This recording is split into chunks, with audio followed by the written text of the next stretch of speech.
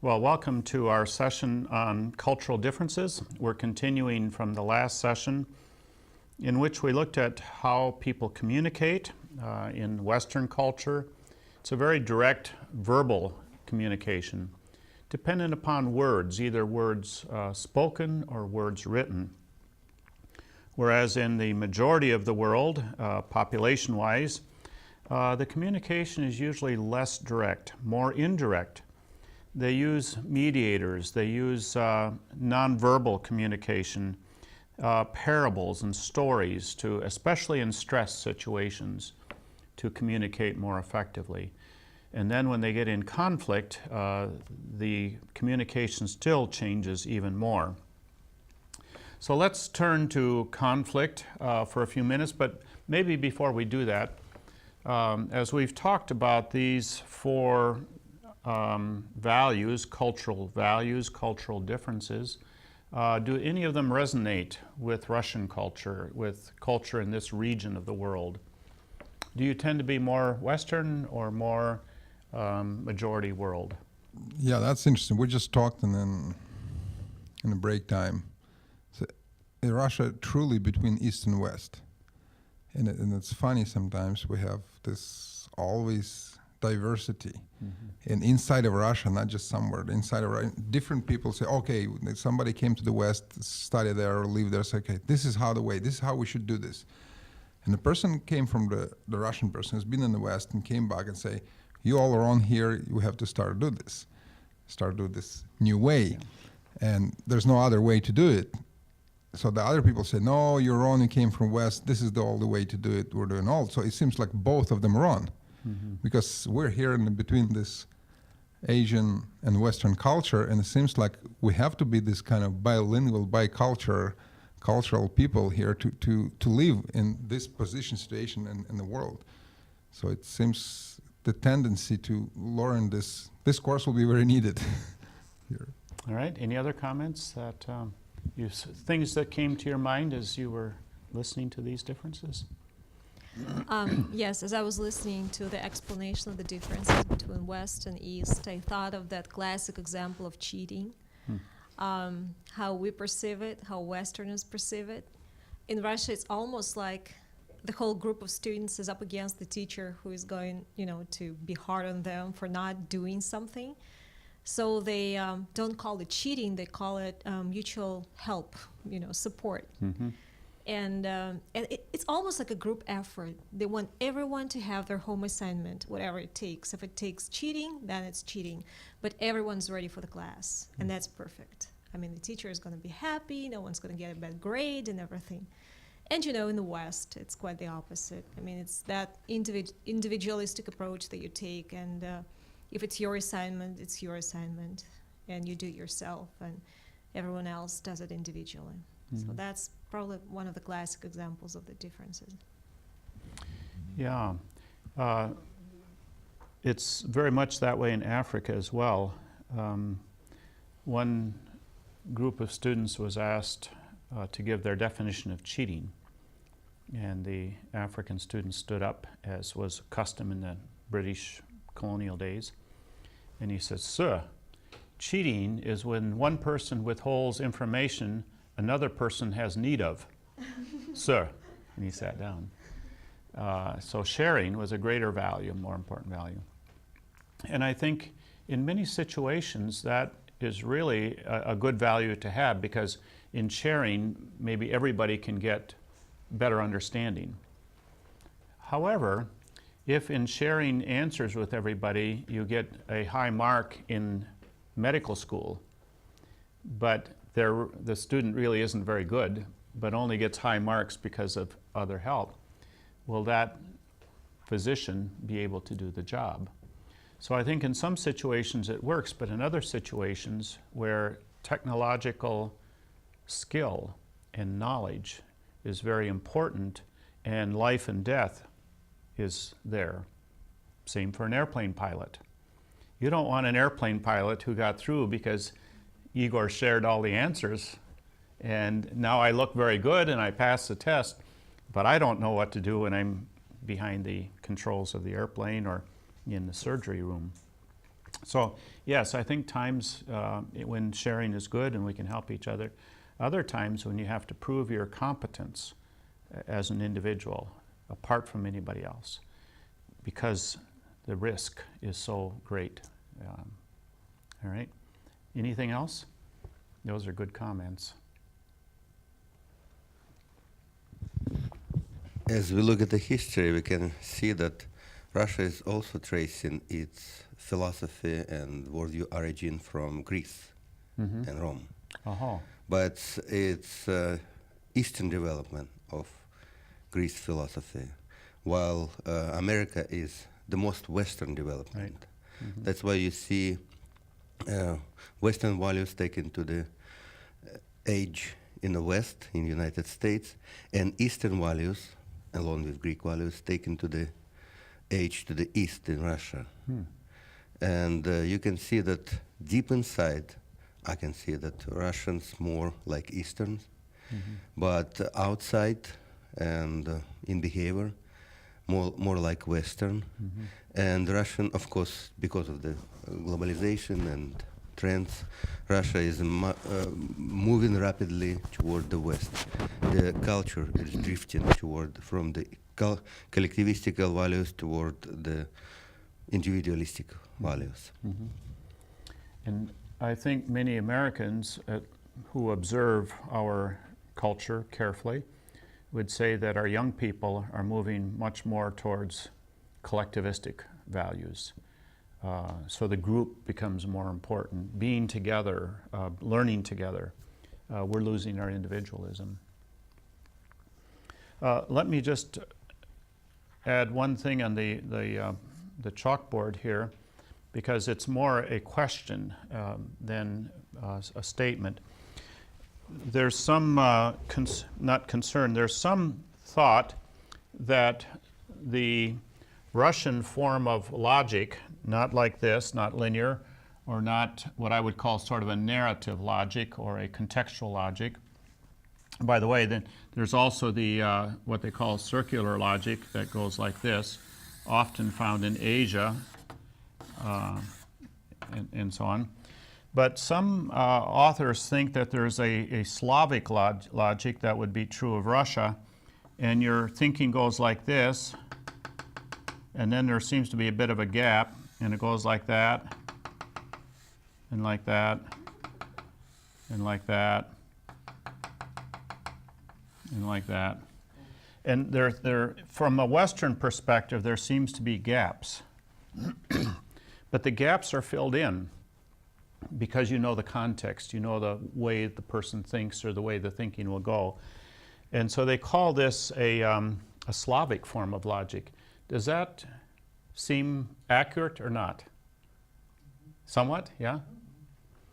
Now, what's interesting is in the book, in the Bible, you have this form of logic when Paul writes to the Romans. Where did the Romans get their logic? The Greeks, absolutely. This is classic Greek logic. If you read Pythagoras or any of the Greek scholars and their debates, this is very Jewish in its logic. So you read the book of Hebrews. Who is Jesus Christ? He is greater than the angels. He's greater than Moses. His priesthood is superior to the priesthood of Aaron because his is after the eternal priesthood of Melchizedek. He's greater than any of the prophets, etc. And so you have Jesus Christ is greater, Jesus Christ is greater, Jesus Christ is superior, he's superior, he's superior. No matter how you look at it, he is superior. Therefore, the end of Hebrews, don't turn your back on Jesus. He's the same yesterday, today, forever. Don't go back to your Old Testament Jewish system. Jesus is the answer for everything. So that's the Hebraic. Here, you have the whole list of salvation, believing in Christ. If you don't believe in Christ, there's eternal death. Until you get to Romans 8:1, there is therefore. Classic way of coming to the conclusion. No condemnation to those who are in Christ Jesus. Well, this you might find in some of the narratives, I'm not sure, in the Bible, but I struggled with where one might find this logic in the Bible. And you know where I think it might be? In the book of Proverbs. The Proverbs, we see them as all individual little statements. But maybe for the culture, maybe they were a different kind of narrative. Maybe they're more linked together than we think. We see them as individuals. This proverb, this one's short, that one's longer, etc. But in the Russian form of logic, or at least the Slavic form of logic, maybe there's connections there.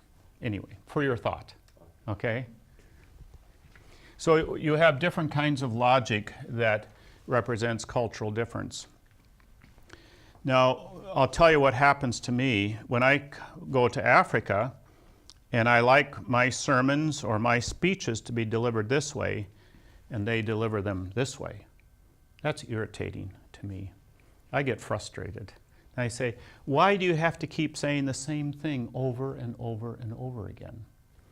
Well, first of all, they're a very narrative kind of culture. Only recently have they become a more literate culture. So everything had to be heard. The way people remember in hearing is if things are repeated again and again and again. So this is effective.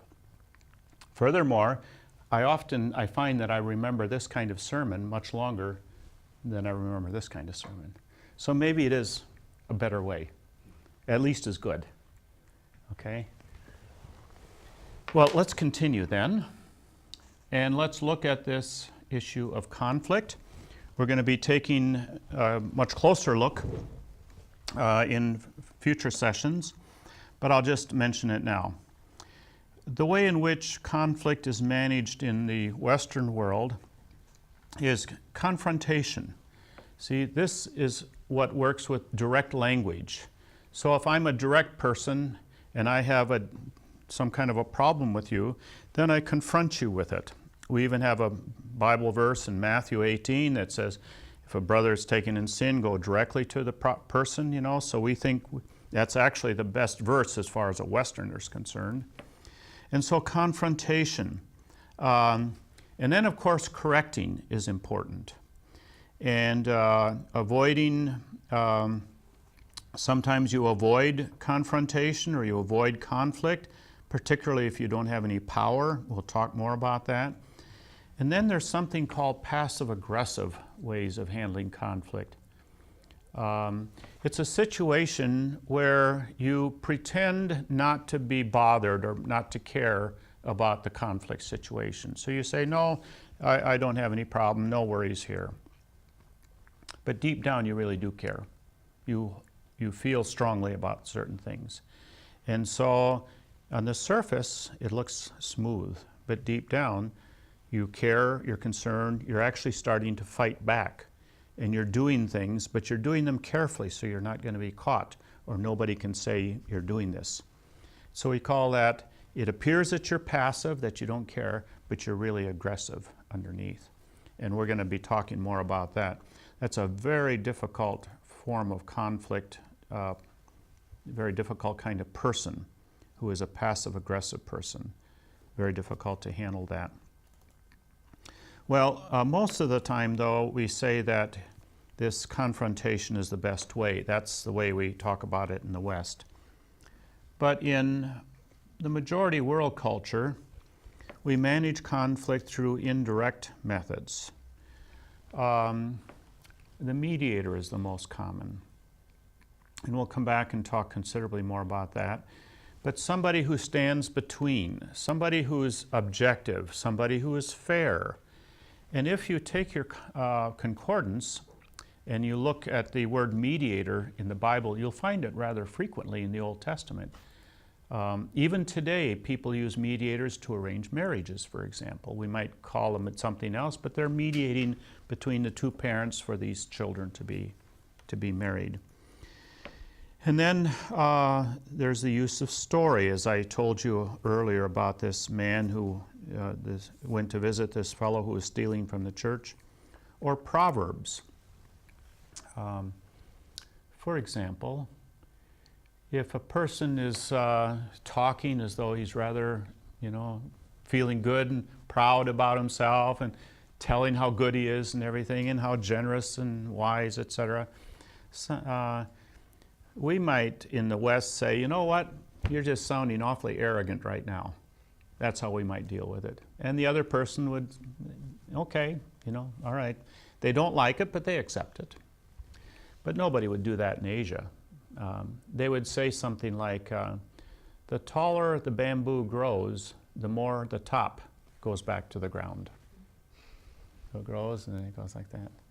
The taller, the bigger the bamboo, the more humble it is. So you just say something like that, and the person hears it and stops the bragging and, the self-inflation. So Proverbs are very important. Jesus often used stories in the New Testament, very Hebraic way of managing conflict. He used stories that were sometimes true, sometimes they were fictitious, but the story managed often to avoid problems. Now what was interesting is a lot of times the scribes and the Pharisees didn't understand the stories, and that made them angry because they knew that Jesus was talking about them. They just didn't know what he was saying exactly. So in Africa and in some other parts of the world, they say, if someone tells a story and you don't get it, it's probably meant for you. You see, because the story is intended to communicate something in an indirect way. So conflict is handled indirectly, and we're going to look more deeply at that because we deal with conflicts so much in our cultures, across nations, in our families, in our businesses, and then friends sometimes experience conflict as well. Even a small contribution can make a big difference. Jesus fed over 5,000 people because of a little boy's 5 loaves.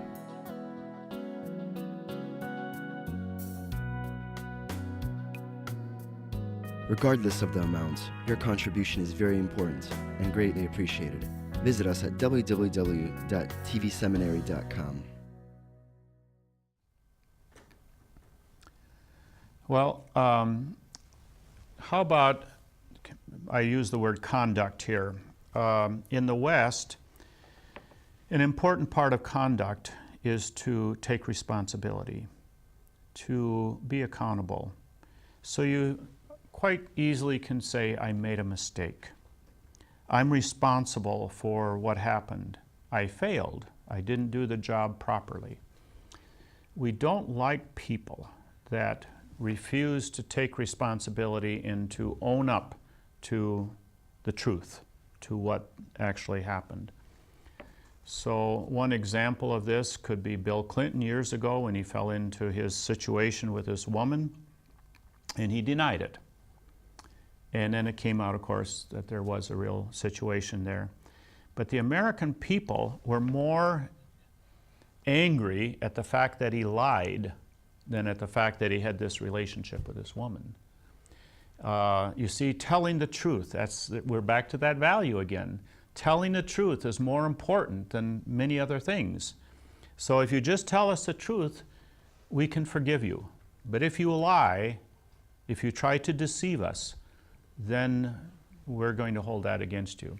Now, of course, time goes by and people forget and so on. So former President Clinton was a speaker at the recent big Democratic convention where President Obama would be renominated for the next president of America. So we forget these things. But at the time, the Americans were very upset. They were very upset at Richard Nixon because it appeared he lied with regard to some things that were going on during his administration. So take responsibility and admit it openly, and then we will forgive you. We won't be happy, but we'll say, okay, people make mistakes. We move on. Well, how does this work in other parts of the world? As I mentioned, in other societies, you have to save face, avoid shame. protect your honor. So Eunice, I think you wanted to know about Eunice? Was it? You wanted to know about Eunice, okay. Eunice says, the dish fell from my hand and it is dead, or it has died. How do we understand this? Well, part of it is, there's a linguistic issue here, but part of that is that Eunice did not want to bring shame or loss of face upon herself. So she was trying to save face, save her honor, not be shamed by the mistake that she made. Now, part of that then is a number of things are going on all at the same time, so it gets to be a little bit complicated. For example, Eunice used the passive voice, it fell from my hand. In the West, we would use the active voice, I dropped the dish. Then she used the stative voice, it is dead, or it is in a state of being dead, it has died. Americans don't use the stative voice so much, but she did. So this is all confusing. Now, why did Eunice use the passive voice and the stative voice? Why didn't she use the active voice? Do you have any ideas as to why? Is the Russian language a more active voice or more passive voice language? I think it's both. Both. That would be interesting, because that would agree with what Vitaly says, that we're kind of both sides at the same time. Yeah. All right? I guess Eunice didn't want to say that she did intentionally broken the dish. She wanted to stress that it happens by accident. So it's a big difference. It's not as much as her guilt, because it's just happened. She didn't want to do it. You're quite right. It is a big difference. And you're exactly right. In Zulu, if you use the active voice, it implies intentionality. It implies that that was you meant to do it. So when I said to Eunice, did you break the dish? What did she hear? You're at fault. It's your fault. You're at fault because you intentionally broke the dish. Go ahead and say it. Yeah, she heard it. Is it your fault? Did you intentionally? Did you intentionally break the dish?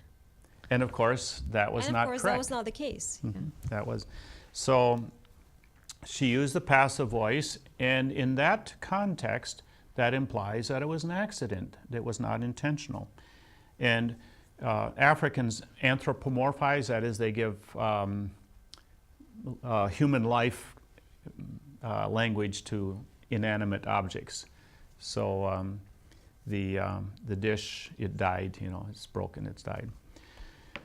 Well, now that's interesting. Now I realize that if Eunice were to say to me, I broke the dish, she would have been saying in her mind, I intentionally did it, which would have been wrong. And so she was taking responsibility in her own way. It actually took me a year to find out why Eunice spoke that way. Most of my colleagues didn't know that. And I'm not sure, they must have just accepted it somehow, I'm not sure. Eunice but sometimes would come back after she'd leave the house to catch the bus. She would come back and she would say, Mfundis, the bus left without me.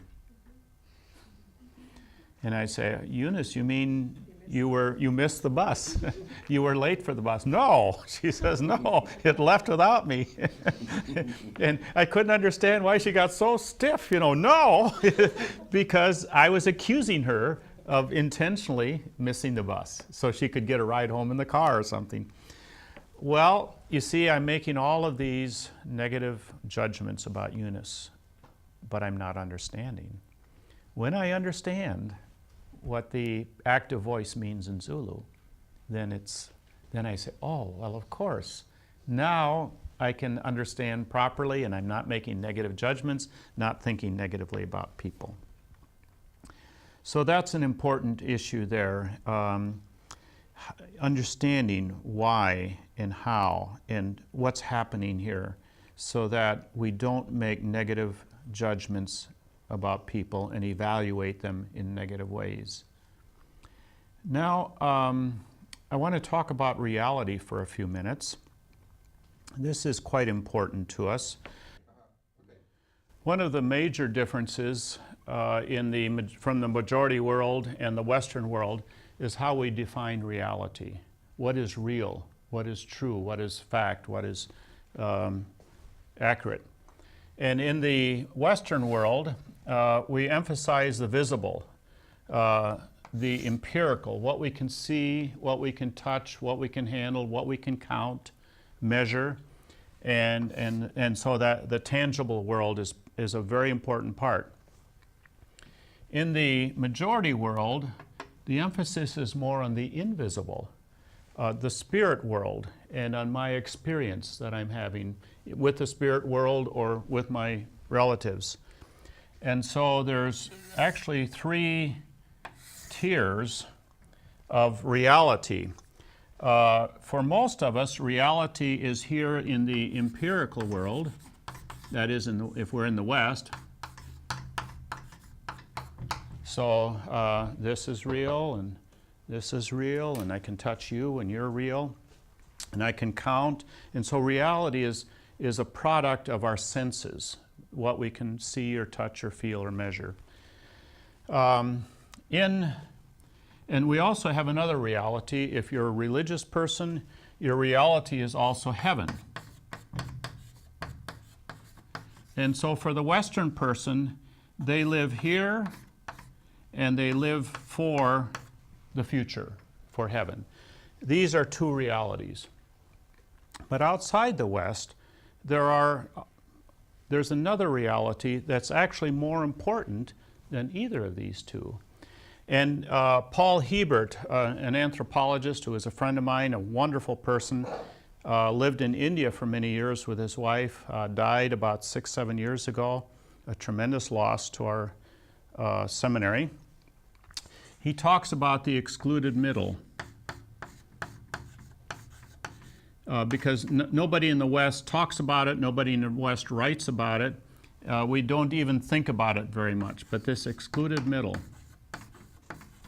And this is the spirit world. And it's the world of good spirits, and from a Christian standpoint, we would say things like angels, Holy Spirit, but there's also evil spirits.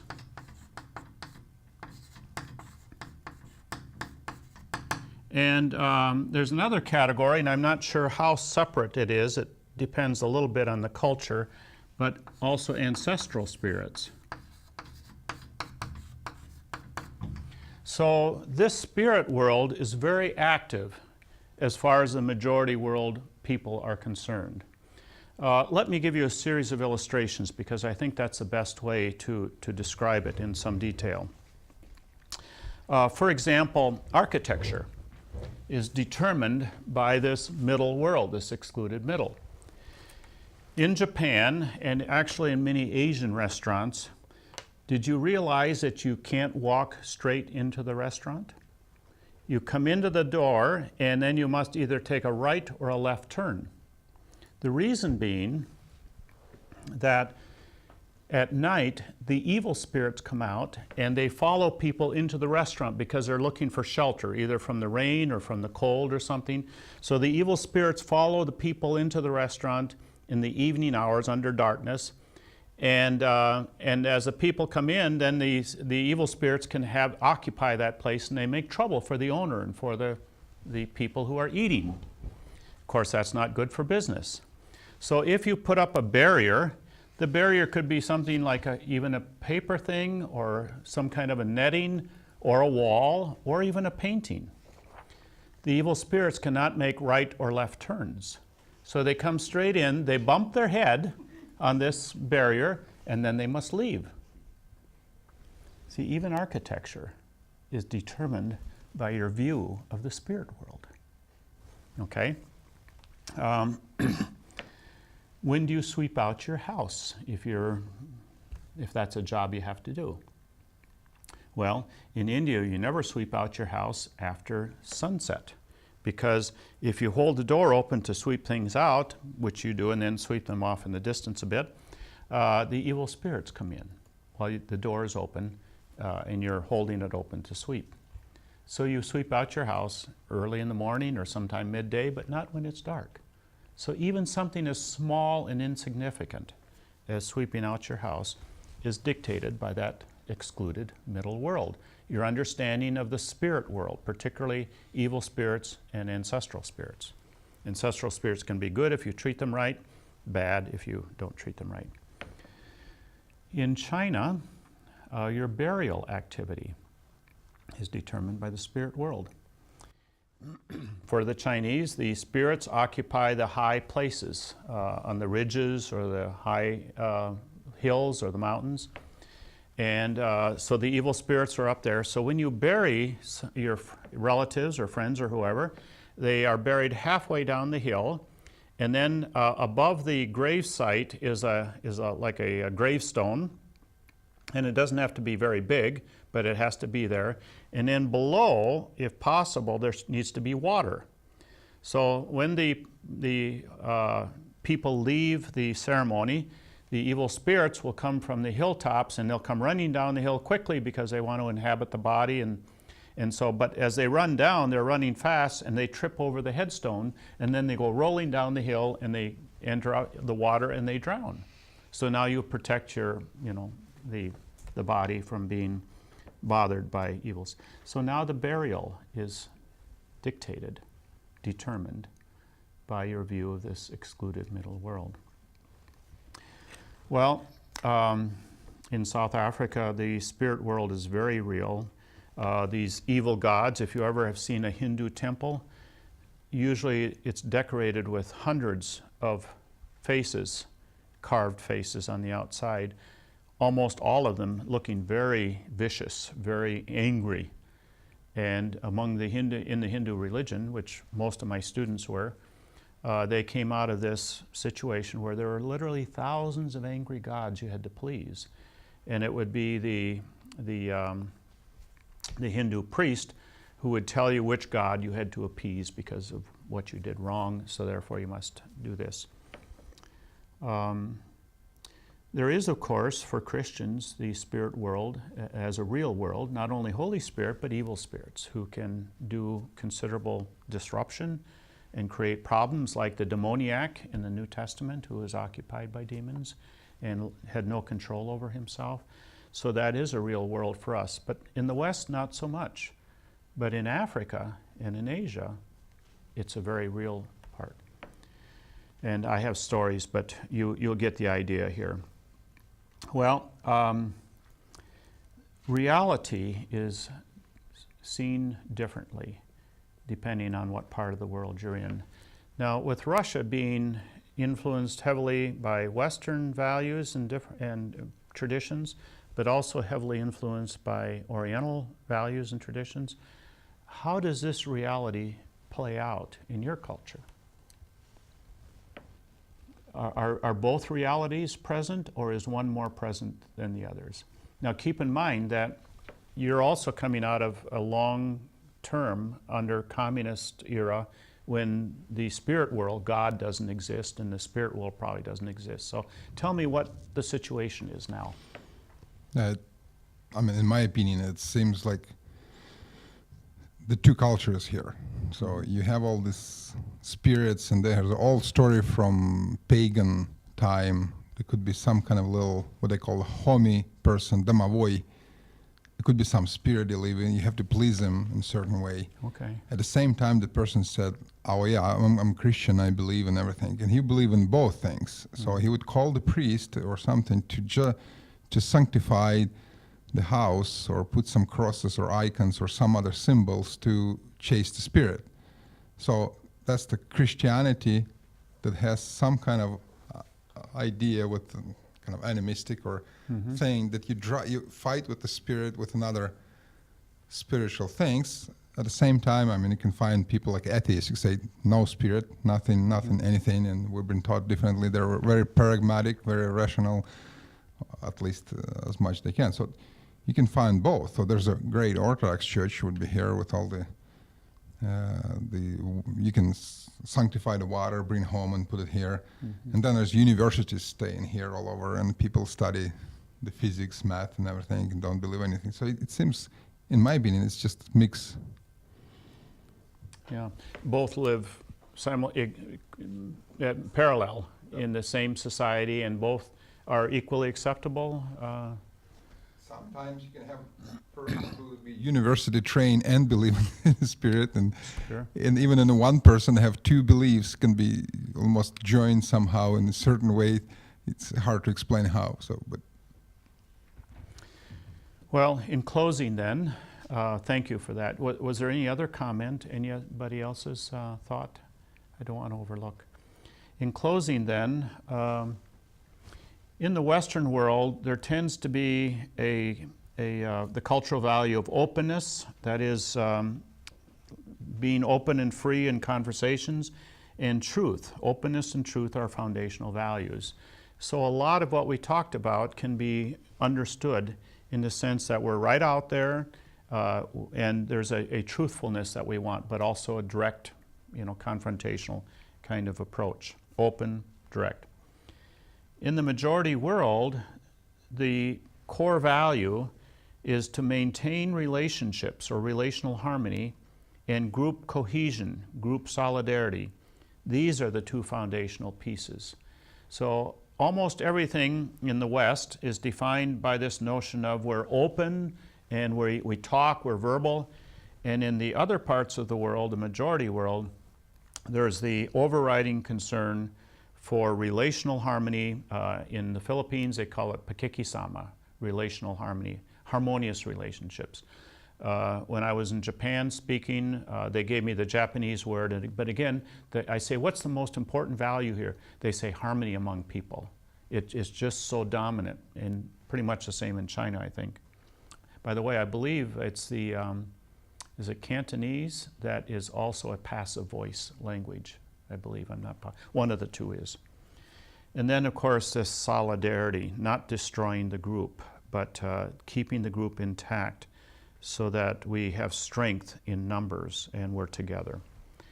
Of course, there are many more cultural values. These are just certain ones that I point out that are, I think, essentially true of the West and the majority culture. But as you read, you'll find that there are many more cultural differences that exist. And as you get started and enter into another culture, you'll discover what they are. But maybe these will be helpful as a start. The point being is that they're cultural differences. They're not cultural rights and wrongs. So we need to develop this category of differences when we're changing cultures, moving into other cultures. But when we're moving into the culture of marriage, we also need to understand that so much of what happens is different, not wrong. And if we put it in the category of wrong, it's going to cause us conflict. When we enter into a job or a friendship or a new kind of situation, most of what's going on there is different, not right or wrong. And so we need to operate. There are some things that are right, some things that are wrong. But much of our life is in this category of differences. And if we can function with that category, it will make things much more smooth, much more harmonious for all of us. And that's the end of this session.